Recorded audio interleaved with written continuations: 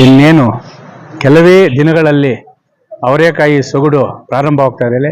ಅದರಲ್ಲಿ ಮಾವಿನ ನಗರಿ ಅಂತೇಳಿ ಏನು ಪ್ರಸಿದ್ಧಿ ಪಡೆದಿದೆ, ಶ್ರೀನಿವಾಸಪುರದಲ್ಲಿ ಅತಿ ಹೆಚ್ಚಾಗಿ ಅವರೇಕಾಯಿ ವಹಿವಾಟು ನಡೀತದೆ.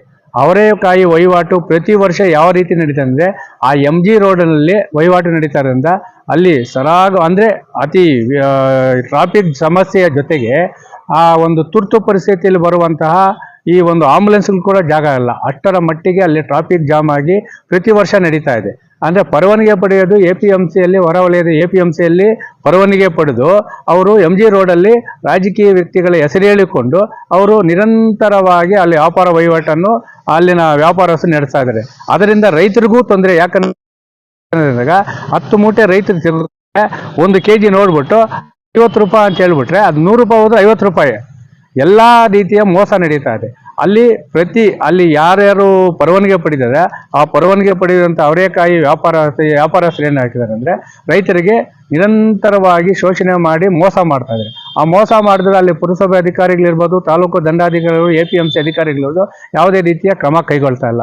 ಅದನ್ನ ಪ್ರತಿ ವರ್ಷ ನಾವು ರೈತ ಸಂಘದಿಂದ ಈ ಅವರೇಕಾಯಿ ವಹಿವಾಟನ್ನು ಇಲ್ಲ ಸೂಕ್ತವಾದ ಜಾಗಾರನೂ ಗುರುಸ್ರಿ, ಇಲ್ಲ ಅಂದರೆ ಮಾರ್ಕೆಟಿಗೆ ಹಸ್ತಾಂತರ ಮಾಡಿ ಅಂತ ಹೇಳ್ತಾ ಇದ್ರು ಅವರು. ಯಾಕಂದರೆ ರಮೇಶ್ ಕುಮಾರ್ ಸಾಹೇಬ್ರು ಇದ್ದಾಗ ಅವ್ರ ಮೇಲೆ ಅವ್ರ ಹೆಸರು ಹೇಳ್ಕೊತಾರೆ, ಈಗ ರೆಡ್ಡಿ ಇದೆ ಅವ್ರ ಹೆಸರು ಹೇಳ್ಕೊತಾರೆ. ಯಾಕಂದರೆ ನಮಗೆ ರೆಡ್ಡಿ ಚೆಪ್ಪಿಂಡವರು, ರಮೇಶ್ ಕುಮಾರ್ ಚೆಪ್ಪಿಂಡವರು, ಪೈಯಲ್ದು ಅಂತ ಹೇಳ್ತಾರೆ. ಇದರಿಂದ ಸಫರ್ ಆಗ್ತಾ ಇರೋದು ಯಾರು? ರೈತರಲ್ವಾ? ಕಷ್ಟಪಟ್ಟು ಬೆಳೆದು ಹುಳುಗಳಿಂದ ರೋಗಗಳಿಂದ ರಕ್ಷಣೆ ಮಾಡ್ಕೊಂಬಂದು ರೈತರು ಹಾಳಾಗ್ತಾ ಇದ್ರೆ ಮೌನವಾಗಿರೋದಕ್ಕೆ ನಾವು ಬಿಡೋದಿಲ್ಲ. ಈ ಕೂಡಲೇ ನಾವು ಈ ಒಂದು ಅವರೇಕಾಯಿ ವಹಿವಾಟನ್ನು ಈ APMC ಮಾರುಕಟ್ಟೆಗೆ ಸ್ಥಳಾಂತರಿಸಬೇಕು. ಇಲ್ಲವಾದ ಸೂಕ್ತವಾದ ಯಾವುದೇ ರೀತಿಯ ಟ್ರಾಫಿಕ್ ಜಾಮ್ ಇರ್ಬೋದು, ರೈತರಿಗೆ ಅನ್ಯಾಯವಾಗದ ರೀತಿಯಲ್ಲಿ ಸೂಕ್ತವಾದ ಜಾಗವನ್ನು ಗುರುತಿಸಿ ಈ ಅವರೇಕಾಯಿ ವಹಿವಾಟನ್ನು ಸರಾಗವಾಗಿ ಯಾವುದೇ ರೀತಿಯ ಮೋಸ ಇಲ್ಲದಂತೆ ರೈತರಿಗೆ ಅನುಕೂಲ ಮಾಡಿಕೊಡಬೇಕು ಅಂತೇಳಿ ಮಾನ್ಯ ತಾಲೂಕು ದಂಡಾಧಿಕಾರಿಗಳನ್ನು ಮತ್ತು ಶ್ರೀನಿವಾಸಪುರ ತಾಲೂಕಿನ ಪುರಸಭೆ ಅಧಿಕಾರಿಗಳನ್ನು, ಸಂಬಂಧಪಟ್ಟ APMC ಅಧಿಕಾರಿಗಳನ್ನು ಒತ್ತಾಯ ಮಾಡ್ತಾ ಇದ್ದೀವಿ.